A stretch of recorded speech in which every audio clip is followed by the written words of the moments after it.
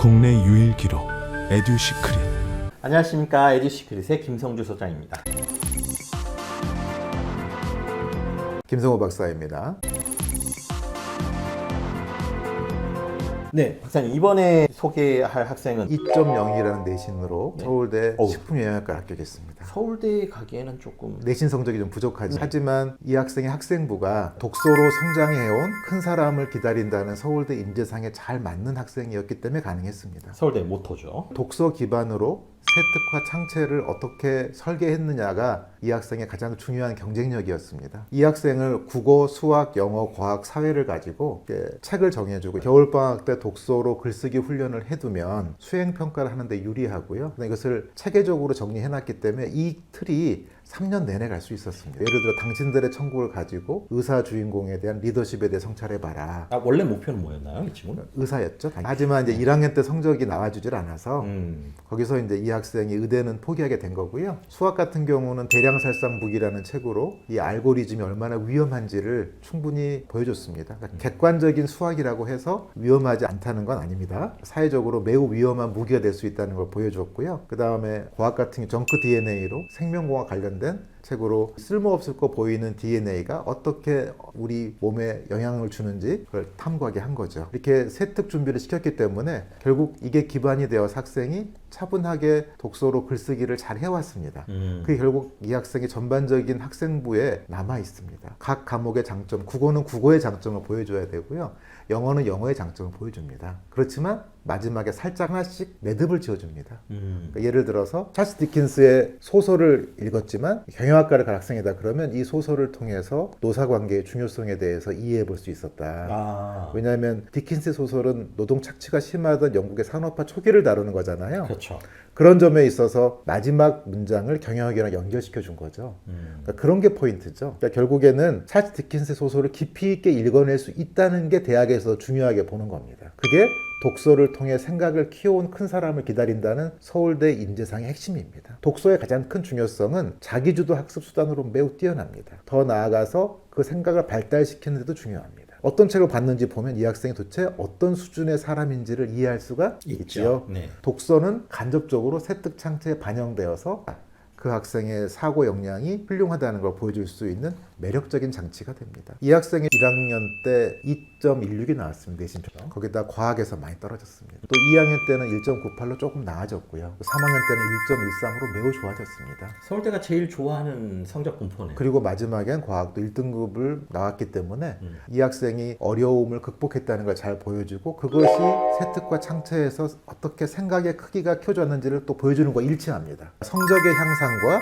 생각의 크기가 커져왔다는 것을 동시에 잘 보여주고 있었기 때문에 한번 서울 이 학생을 한번 면접을 보고자 불렀던 것 같습니다. 사실은 처음에 의대였다라고 하면 중간에 살짝 바꾼 케이스 아닙니까? 그렇죠. 네. 그래서 이 학생을 먼저 분석을 잘 해야 되겠죠. 그렇죠. 우리 에듀시크릿은 분석의 기관 아닙니까? 네, 맞습니다. 현이치를 먼저 분석해야 됩니다. 이 학생의 강점은 독서 기반으로 꾸준한 세특과 창체를 관리해 온 게 특징입니다. 그리고 거기서 사고력이 향상되었고 그것이 성적 향상으로 나타난 큰 강점이 있습니다. 성적은 숫자로 나오는 거고 사고력 향상이라고 하는 건 세특에 이제 어떻게 정리해 넣느냐에 따라서 다르게 보이잖아요. 그렇죠. 그리고 가장 큰 약점은 과학이 가장 큰 약점이었고요. 그렇지만 기회가 있습니다. 항상 이 기회를 포착하는 게 분석의 힘이죠. 그렇죠. 그게 전략이죠. 서울대 일반 전형, 학종 전형이죠. 면접에서 많이 가능성이 있잖아요. 그래서 지원을 시킨 거죠. 중요한 거는 서울대는 점수가 좀 약하더라도 요번에 저희가 서울대 교육 쪽에 합격시킨 친구도 성적이 1.5였습니다. 그 케이스도 나중에 하나 또 소개시켜 주실 예정이죠? 사실 네. 그 케이스를 가만 들여다보면 서울대가 어떤 학생을 원하는지 알 수 있습니다. 네. 본인이 끝까지 탐구하려고 애쓴 그 과정, 그래서 그것이 조금씩 나아지고 있다는 그 과정이 있었기 때문에 이 학생이 자기 주도적으로 탐구하고 노력했다는 것이 잘 반영되어서 일단 면접을 볼 수 있는 기회를 얻었습니다. 성적이 낮아도 학교에서는 뭐 가능하지 않다고 했지만 저희는 가능한다는 이유는 이 학생부가 서울대가 원하는 원석 같은 인재였습니다. 과학에서는 빛나지 않았지만 세특과 창체에서 충분히 자기가 매력적이라는 걸 보여줬습니다. 그래서 2.0을 합격한 거죠. 그러니까 그만큼 학생부가 더 중요한 역할을 할 수 있다는 뜻이죠. 그리고 이런 학생들이 면접을 잘 봅니다. 왜냐하면 사고력이 좋은 친구들이기 때문에. 독서가 많은 친구들이 면접이 좋습니다. 그렇죠. 그런 점에 있어서 면접에서 역전할 가능성을 봤고요. 그게 이 친구한테 기회라고 본 겁니다.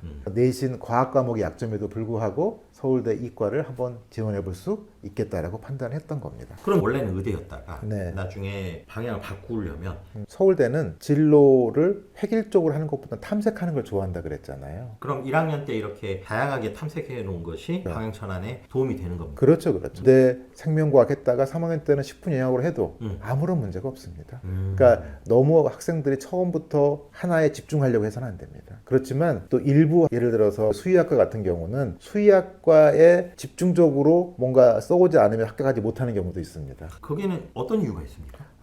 또다시 의대로 재수를 선택하는 경우가 많아서 의대 이탈이 있기 때문에 수의학과에서는 동물에 관심 있게 동물을 치료하는데 고민을 해왔다는 걸 보여줘야 되는 겁니다. 그건 특수한 경우고 일반적으로는 보편적인 확장성을 보여주는 것이 더 낫다. 그렇죠. 전체 교과에서 이 친구의 매력 포인트를 뭐라고 보셨나요? 모든 부분에 통섭의 가능성도 보여줬지만 체육교과에 쓰여진 게 되게 인상적이었어요. 어떤 면에서요? 보통 운동 생략 도서를 읽고 그걸로 생명과학으로 연결이 되는 그런 구조로 써놨더라고요. 그래서 모든 방향에서 이렇게 자기가 하고자 하는 목표하고 이렇게 엮었을 수 있는 친구구나 이런 건 느꼈습니다. 독서가 되게 중요하고 이를 자신의 진로로 엮을 수 있다는 것이죠. 그렇죠. 또 하나 이과 학생으로서 매력적인 건 또 어떤 게 있습니까? 사실 이제 과학이 좀 안 좋았었고 초반 이과로서의 수학과 과학이 매우 훌륭한 건 아니었어요. 재밌게 봤던 것은 미적분에 관련된 책을 읽었는데 고등학교 과정에서 자기가 이제 배우는 부분을 잘 사용했더라고요. 미적분에 쓸모난 책에서도 여러 가지 얘기가 나오는데 거기 기본적으로 경사하강법이 기본적인 미적분에서 설명이 되거든요. 네. 근데 그걸 설명하는 거에서 한 발 더 나가서 그게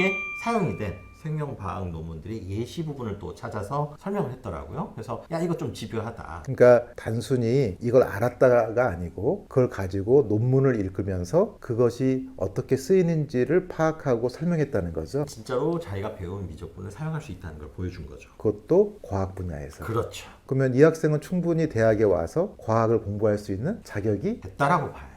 그게 미적분을 공부하게 하는 가장 큰 이유잖아요, 대학. 미적분이 사실 이제 영어로 얘기하면 캘큘러스인데 글자 그대로 계산을 한다라는 거거든요. 그것도 우리식으로 얘기하자면 산수라는 느낌 드는 단어를 사용을 하는 거예요. 그만큼 기본이기 때문에 미적분이 안 된 상태에서 사실상 수학이 들어가는 어떤 것도 할 수 없거든요. 그러면 뭐 물리학과 같은 경우도 쉽지가? 애초부터 날아가는 거죠. 시작부터. 미적이란 언어를 수학이란 언어를 배우지 않으면 과학을 공부할 수가 없습니다. 그걸 여러분들 잘 이해하셔야 됩니다. 그런 면에서 이 친구가 미적분을 가지고 과학 논문을 읽어내고 발표했다는 것은 이 친구가 그렇죠. 미적분을 가지고 과학을 할 수 있다는 걸 잘 보여준 거네요. 그리고 결국에는 이 친구 합격한 것은 면접 때문이잖아요. 맞습니다. 서울대는 면접이 절반이라고 생각하셔야 돼요.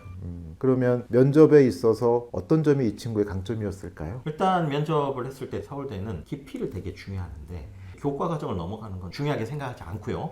그 다음에 교과 과정 안에서 있는 질문이 따라왔을 때 그것도 연속적으로 그런 것을 따라갈 수 있느냐가 되게 중요한 거거든요. 그런 질문들을 받았을 때 차곡차곡 논리적으로 답변할 수 있다면 매력적으로 보이겠죠. 그렇죠. 그래서 이 친구한테 마지막에 면접 준비를 많이 하라고 했고 실제로 합격을 이뤘습니다. 결국 이 친구 합격한 비결은 내신이 2.0이라는 불리함에도 불구하고 독서를 기반으로 꾸준히 학생부를 잘 수행했고 무엇보다도 사고력이 발달하고 그 다음에 성적이 나아져가는 모습을 보였다는 점에서 그렇죠. 서울대에서 이 친구를 한번 면접을 보게 해준 거고 또 면접에서 그 기회를 본인이 획득한 거죠. 그렇죠. 합격자의 스펙으로 볼 때는 사실은 부족한 스펙인데 충분히 커버가 됐던 것이죠. 왜냐하면 공부하기에 부족하지 않다고 판단한 거죠. 그렇죠. 여러분 학생부 관리를 왜 독서 기반으로 해야 되는지 오늘 잘 이해했을 거라고 봅니다. 오늘 이만 마치겠습니다. 네, 감사합니다. 국내 유일 기록 에듀시크릿